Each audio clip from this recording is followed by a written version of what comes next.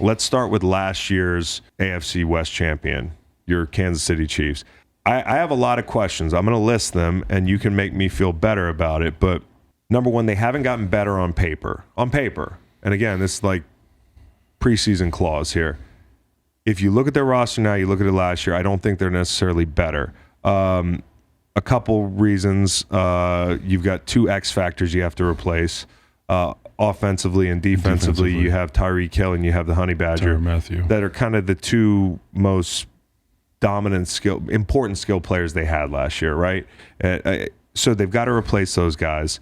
I'll talk about how they might replace those guys. The injury luck last year was very good. Outside you, like they didn't have a ton of injuries. No, very lucky. You were alone in the training room, particularly on the line of scrimmage. Yeah.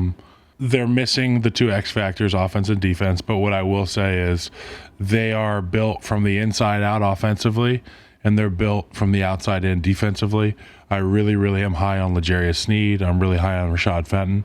I think Juan Thornhill with another year under his belt in that defense and Spags' tutelage. Spags works with that secondary so much. And then you have Justin Reed coming in now, playing and really adapting into a defense that he called the most advanced that he's ever been a part of. Yeah, Spags is complicated. And I think that sometimes it's not about in the most part, football is about Johnnies and Joes, not X's and O's. But in a defense like Spags, you can get away with guys, with certain Johnnies and Joes doing the right X's and O's. Right. Offensively, they're a Johnnies and Joes unit. Starting with Creed Humphrey in the center, Joe Tooney, Trey Smith make up the triumvirate in the middle, which I think is as good as anybody in the league. Creed Humphrey will make a big jump. Trey Smith will make a big jump. There was times during last year that Trey Smith was playing like an all-pro, and there were times where I'm sitting next to him in meetings going, Trey, like I was wanting for that dominance all the time, and he's figuring that out. He's getting older, he's getting more mature, and he's with really smart vets. They have Orlando Brown back in the building. Right. And they have Andrew Wiley, who was at right tackle last year, who is the right tackle now. Last year, there's a bunch of question marks. So they have had the same unit all camp, with the exception of Orlando, which they can plug and play. I love that unit. Having Nagy back in the building, I don't know what kind of benefit that'll add for Mahomes. Maybe some familiarity from earlier on in his career. But I think it's going to be business as usual. I think it's going to be tough for teams to stop that running game. And obviously, Patrick is going to be another unstoppable version of Patrick. So I think you on defense, you mentioned Justin Reed. And Nick Bolton. Nick Bolton. Who is... Yeah. So one of the things that, is Nick Bolton is going to have a huge year. If people didn't know Nick Bolton last year, they're going to know him this year. He made like over 100 tackles last year. But I can remember seeing him play in person, that AFC playoff game between the Bills and the Chiefs, and we were up there in the suite, and just watching Nick Bolton fly around is something to see, especially at home with all that energy. He was just making big play after big play. On defense, you talked about Justin Reed. Justin Reed is a swing guy for them. And by swing guy, I mean on these teams, like that we're going to be talking about, people that are very important. How they plug in or play is going to dictate the outcome for these teams. And Justin Reed is one that came from Houston, where a lot of people might not know a lot about Justin Reed. We know about Justin Reed because he kicks field goals as well. And I think that's, Matt has a theory. What's your theory on the field goals? It's more about the kickoff. I think that people should try to use him to kick off. Yeah, add another defender. Yeah, you have 11 defenders, and the ball should come just short of the goal line. Like, why not shoot for something shorter than the 25? So they're playing chess over there in Kansas City. It's chess capital of the world. Justin Reed is going to be important on defense, maybe special teams. Love that. Maybe kickoff. And then offensively, Sky Moore. From the sound of it, they're really plugging him into a lot of their packages and building things around him in camp. Like you can kind of tell when somebody's going to have a big year, the buzz is that he's going to have a big year, and they need him to have a big year. He's got to be a big part of their offense, because the guys they brought in all kind of like fill a role. That, like MVS is your take the top off the defense guy. Juju's your guy by the sticks and everything. But like, you don't have anybody that's dynamic. I think Jody Fortson is a name. Jody Fortson? That you're going to really love. And we're going to love here because he was a rookie. He's a small school guy. Okay. He's 6'6" and a half, 6'7". Yeah. String being thin when he first got there. He tore his Achilles. Yep. Flashed a lot of skills. Yep. Can block a little bit and is learning and getting better, but he is dynamic, that word, on the second level, on the third level. And Andy's going to incorporate him. Pat loves throwing to him. He's healthy now. He's in the lineup. That tight end room is going to be important again. Yeah, no question. Noah Gray, and I think they'll be better. I think they'll be better at the sticks. They're going to have to be playing more. We talked about it last year. Like people wore the getting too high, and that's you're good. Then like that's not true. And they adjusted. It's more like learning how to take the profit and just saying like, fuck it, I am spectacular. I'm Patrick Mahomes. Everybody knows that I'm the best thing smoking here, but I'm going to take some checkdowns. I'm going to work the sticks because this year maybe there's less explosive plays. And you look for the yards after catch from Kelsey. You look for this rookie to come on, and Scott Moore. You talk about your tight end prospect, Jody Fortson, who I'm going to be saying Jody Foster. He's Jody Fortson. And Juju, I think, is a guy that can really help them too because of the way they're going to have to play a little bit more sometimes.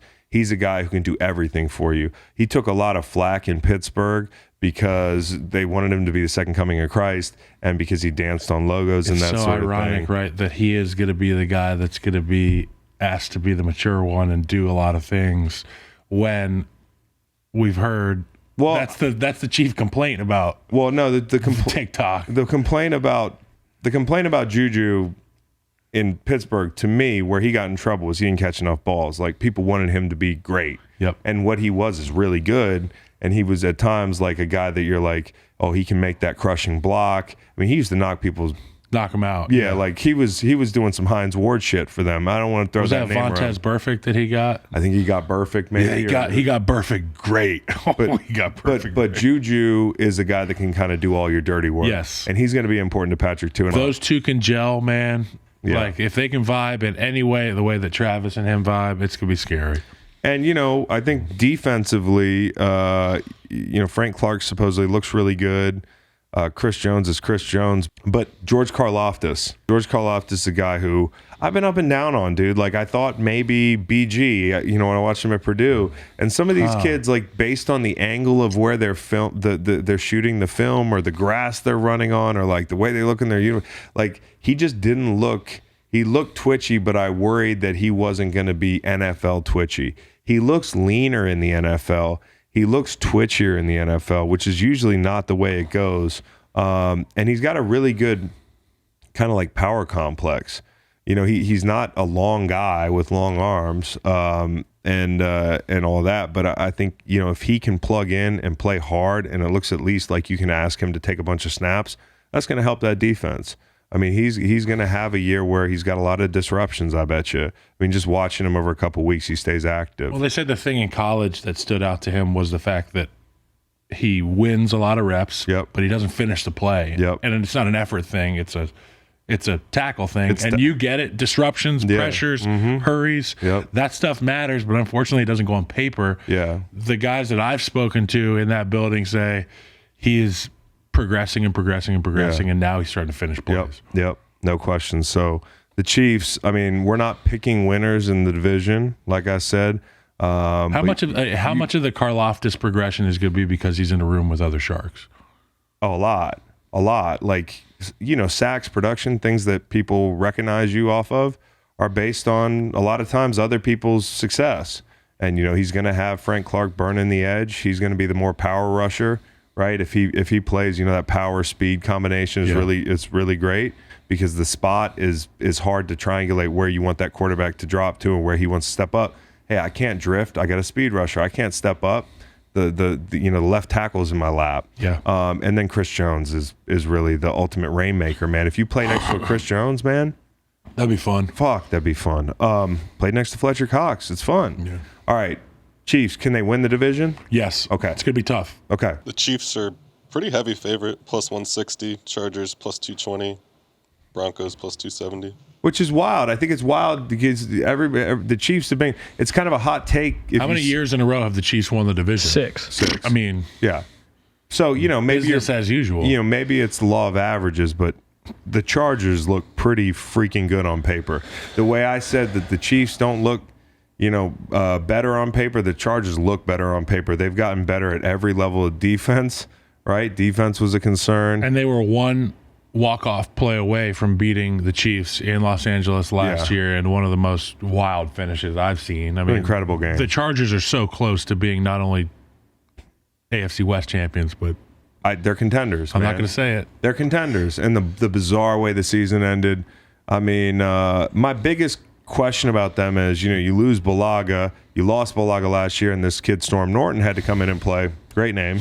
Best. Didn't play that well. Yeah. And people knew it. Like, if you knew football and you watched the Chargers, you know Storm Norton, and not for the right reasons. And I'm not saying he can't improve. He can improve. But the Chargers didn't do anything to replace him. They drafted a guard in the first round, the kid from Boston College, Zion Johnson, who I think they really like, right? Mm-hmm. But do you like him enough to not address right tackle at that spot? Or you just weren't in love with the tackles on the board at the time?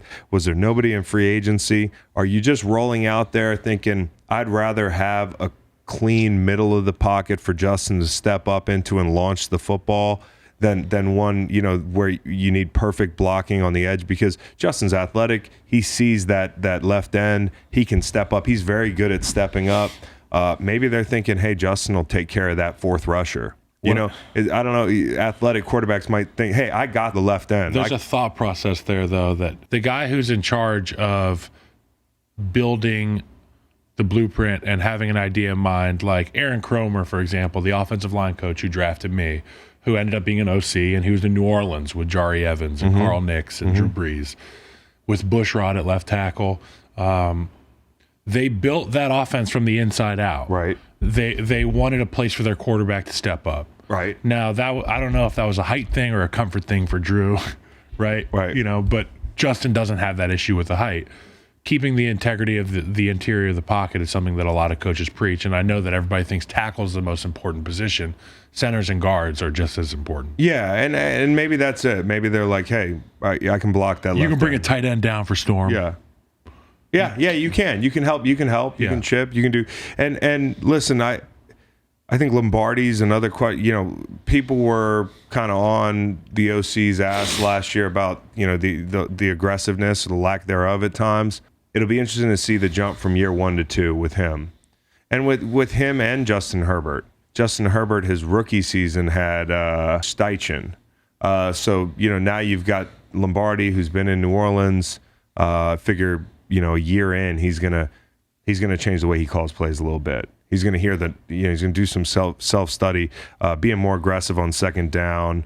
A little bit more shotgun on first down, like some of the things that Matt was digging and looking at some of the trends. Multiple. Just be a little bit more aggressive, and then I think one big swing for them is obviously they add Kyle Van Noy, they add J.C. Jackson. J.C. Jackson's going to be an interesting case study because, now with New England, the way it, for a long time, if you left New England, people were like, something's wrong with you. I mean, even when I left New England, I wasn't like a big time departure, but people were like, well, he's scrap metal, and it's just not true anymore. Like, if you leave New England, you can leave New England for a whole host of reasons, especially in the post. Joe Tooney. And New England might let you walk if you're real good. And they let J.C. Jackson walk. J.C. Jackson walked, and I thought, what's wrong with J.C. Jackson? What's New England doing differently this year? Like, what's that about? Because every time they've been dominant defensively, they've had a really good corner that can take people away. And J.C. Jackson ends up with the Chargers. So if he's real good there, people are going to say, damn, that's a referendum on the decision they made to let him walk in New England. And if he's not real good, you're going to say, well, Bill knew something. But there's so many independent variables, though. Yeah, no question. I think the big question is Khalil Mack. Like, that's a big swing player for them, dude. Khalil Mack, are you going to get a dominant Khalil Mack? What does an aging Khalil Mack look like if you're thinking he's going to dip a little bit because of his age and some of the lack of tread on his tires? But Joey Bosa has been missing Ingram. And for a team that didn't have a lot of interior pressure, guys who could really dent the middle of the pocket, it's nice to have the bookend.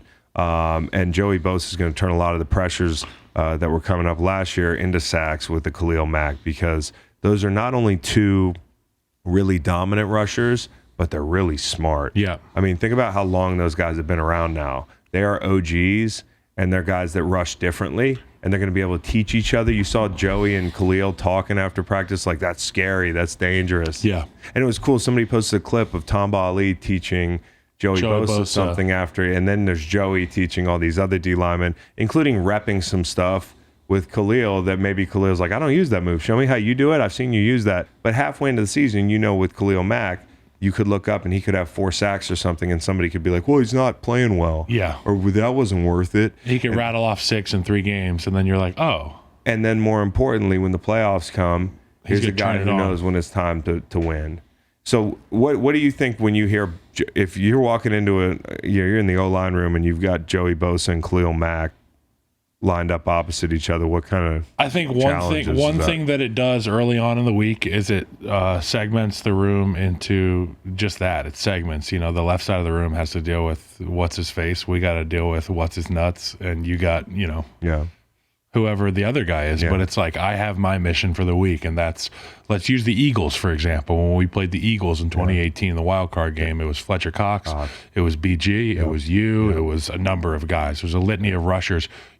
Everybody has to prep for their rusher. If you're playing a normal unit with one standout guy, it can be, okay, we're going to get everybody blocked, and we're going to work together to block him. Yes. When you have Joey Bosa and Khalil Mack, it is, guys, buckle your shit up. You need to do your job, and don't ask me for shit, because I've got my hands full over here. Right. And I trust or don't trust that you're going to get your job done. Right. It's more being left on an island. Like, there's only so much help that we can give everybody. There's no supplies coming. Yeah. When you're playing 2 guys that are good up front, 3 guys that are good up front. Yeah. It's not like a loan where you can. You better have a great quarterback, and you better have a tight end that knows where the check down is. Yeah. The soft spot. Yep. And Khalil, you think he's still got it? Oh yeah. Yeah. He's a specimen. Yeah. Some of these guys, he's a Calais Campbell type, where it's like, can you believe he's still going? Yeah, I can. And he still looks great. Yeah. Still looks great. So I'm excited about watching those 2 rush next to each other. People are talking about Denver and God's team, Reed. God's team, go Broncos. I think that the Broncos is one of those teams. Like, if I'm just a fan of football and I don't have an NFL team, you want to see the Broncos do well. Like, they're a franchise that you're like, I wish they were good. Yeah. They're one of those franchises that are old NFL. I think fireworks and John Elway when I see the Broncos. And when you go play in Denver, it's a really cool experience.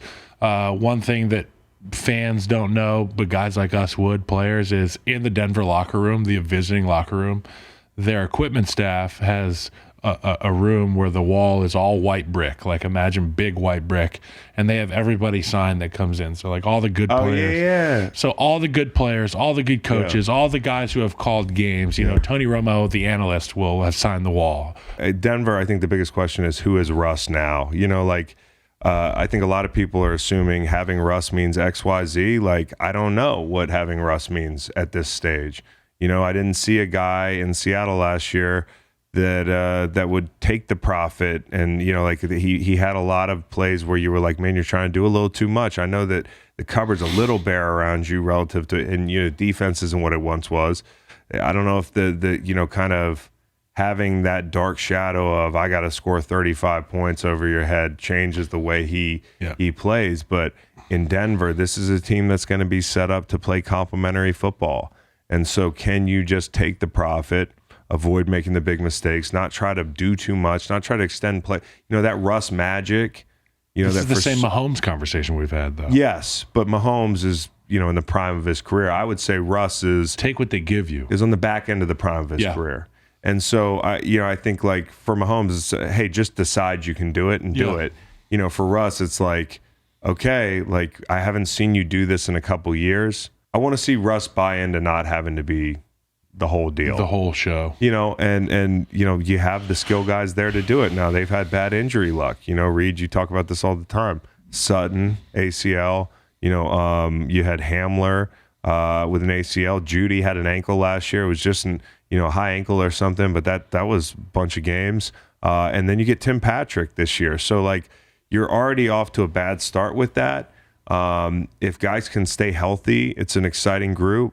I think Javonte Williams, like, bet the overs on whatever you can get there. I love him. I think he's been hidden from the general public a little bit because God's team has not been God's team lately, as Kyle alluded to. It's not John Elway and fireworks anymore. I like Quinn Miners. It's Brock Osweiler, and I think Russ has a little bodyguard pit bull, and Quinn Miners up you like front. him? I really do, and Yeah. I think that's one thing that doesn't get talked about when you talk about the successful Seahawks regime. Was they had some salt up front. Yeah. They weren't the best players. No, but they were. But you did not want to play those guys. No, you didn't. You didn't at all. I mean, and we they need that in Denver. Yeah, you need some edge. Yeah. And I think Russ gives them confidence, but yeah, it's nice to have the edge. The toughest stretch for them is the last 6 games of the season, Cowboy. Is what I remember. The last little bit here. At Ravens, home against the Chiefs, home Cardinals, at Rams, at Chiefs, and then Week 18 is home against the Chargers. So they got to stay healthy for that push, man. No, they're not going to lose the last 6 games. But I mean, possible. Like, how many weeks till we get a let's ride in the post game interview? I think it's week 1. Yeah. So they get the Seahawks week 1. That'll be ridiculous. Wow, they scheduled the Seahawks week 1? Yeah. Oh, you're getting a let's ride. Let's ride. Yeah. You're getting a let's ride. Let's fly. Right. You've got the right guy at the helm, man. I mean, what else do you want? You know, that question has been answered. Yep. And Nathaniel Hackett seems like the real deal. He seems awesome. like a heck of a and coach. That's the thing. If Russ has got to, there can't be any I know you put up with some subpar coaching on the offensive side of the ball or situations that don't seem tailor-made for you. Now you've got a bona fide guy, dude. How different is the room that Hackett was in versus the one he's in now? They're different for very. It's just like crazy. Yeah, one guy. Here, hey, try some ayahuasca. I love both guys. Both guys are clinically insane. Rodgers is going to Peru, and Russell's living like Bora Tom Bora. Cruise, man. Yeah. He's Tom Cruise in a football uniform. Yes. Anyways, the Raiders, they're exciting here. It's maybe the team with the longest odds. I think it was plus 600, north of plus 600 even on WinBet for them to win the division, which to me is wild. And maybe one to take a flyer on. I want to see them win the here's division. The thing. Yeah, you know what? Their team that so much happened to last year, man. I really felt for them, from the Ruggs tragedy to Gruden sending those emails to all the injuries. And Rich Bisaccia had those guys playing inspired football. They were playing a playoff game. They were a call away from beating the team that represented the AFC in the Super Bowl. They were a call away. Now, they had calls go their way that night too. But I'm just saying it was this close. And for that team, it's got to be weird. Josh McDaniels walking in to replace a really loved group of coaches with a team that was just in the playoffs. And we looked earlier at the coaches that got fired after a playoff season. Well, that's not what happened. The interim coach got let go. John Gruden, he got traded to the Bucs, and the Raiders still go to the Super Bowl the next year. Mm-hmm. John Fox, Fox, Broncos, 2014. Then 2015, they win the Super Bowl. He came to the Bears that year. Oh, he was like, I built that fucking team. Yep. Yeah, that's got to be tough. And then he built the Bears defense. Yeah. And left. He got fired. But, yeah. I mean, Jimmy Johnson, you got the Jimmy Johnson stuff from the 90s. I mean, Switzer took that team. Now, these are dominant teams. Like, the Raiders were not a dominant team. In fact, at times they got run out of the building last year. But he had them playing the right way. But they had them. And there's good bones there. You've got a quarterback that, although Tom Brady and Aaron Rodgers hate him, he's pretty damn good. You've got a solid back.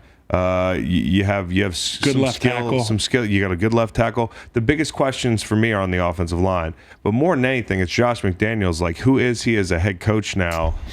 10 years removed from his first gig. I mean, that's a pretty interesting deal to get a second chance that far out from your first chance and still be this young. It's going to be interesting. The word out of that camp is that they're playing a lot of mistake-free football. It seems to be pretty polished for a preseason, and that's a good sign. Like the kind of the discipline of that team, playing in a good division like that, you can't beat yourself. So hopefully that's what McDaniels brings from New England. Because the first time around, he didn't exactly get rave reviews in Denver. Right. You remember the whole him celebrating on the field too much. Fist pumping, beating the Patriots. And I think he's changed a great deal from that because Josh was the OC in St. Louis. I got to know him there. And then I got to see him in New England when I was up there, and just like the maturity that he had as a coach. He'd been through the Indianapolis situation where Indy thought he was going to be the head coach, but I think there was more to that story than people think. And I think it ended up being, I mean, like there's always more to the story than people know. But I think Josh is going to really relish this opportunity, and you're going to see his best shot. And it's going to be interesting. I think the O-line's the biggest question mark for me. I think Chandler Jones is a big swing player because, it's like the Khalil Mack thing is like, I know who this guy is. Can we get it out of him at age 32 or 33 or whatever Mack is now? But Chandler Jones, to me, was a huge pickup. Some people downplay it. If he can stay healthy, this 1-2 punch got even better. There's some reason to be excited in Vegas. I mean, I'm not going to go too deep. I don't see why you wouldn't be excited. I mean, like you just said, you have all the pieces, and it starts with the quarterback. They've got a coach who understands the game of football. He has had successful offenses, but we haven't seen him as a head coach successfully. Yep. Well, I know he's his successors in New England are having a hard time. Joe Judge and Matty P. But yeah, like the Raiders, man. Good guy. Yeah, take a flyer on the Raiders, man. Take a flyer on the hammer that. Well, don't hammer it. Light tap that on WinBet. +6, whatever it is. Plus 600, and Devontae Adams plus 1,800 to lead the league in receiving yards. Sure, fuck it, why not? I mean, I also on that surface. I'm excited for Derek Carr and him. I'm going to be rooting for them. You talk about who you're going to be rooting for in that division, like a buddy cop movie. I'm going to be rooting for Derek Carr and Devontae Adams. And, a lot of people wonder why he left Green Bay. His whole family's from Oakland or whatever it is, the Bay Area. Played with Derek Carr. Played with Derek Carr at Fresno State, so he's got a buddy. His family can fly right into the games. Yep. I think they increased the flights from the Bay Area when the Raiders moved or something like that. So, like, it feels good for him. Everybody's in a good mood.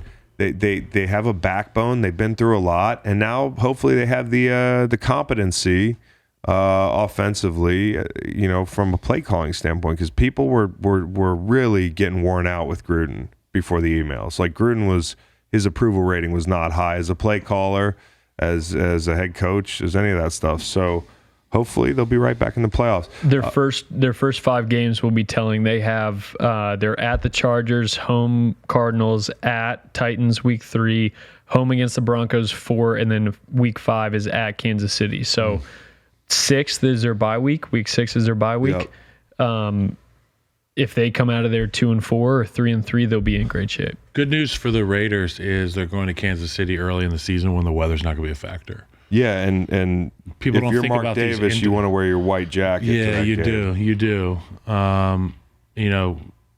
Clark Hunt will be there in his khakis and his red jacket. His red jacket. Yeah. Fuck, I wish I was a team owner so I could have a cool jacket. He's so cool. He would come in the locker room and just talk to the O-line after the game. It's just like a nice, really smart, understated guy. Really smart, really rich. The outfits. Owns an NFL team. On point. Yeah. Listen to the full podcast on Spotify, Apple Podcasts, and other podcast streaming platforms. Wherever you want to get the podcast, you can get the podcast. Pretty simple. New episodes every Monday, Wednesday, and Friday. Don't forget to like and subscribe for more content. Podcasts get pretty wild. This is real tame.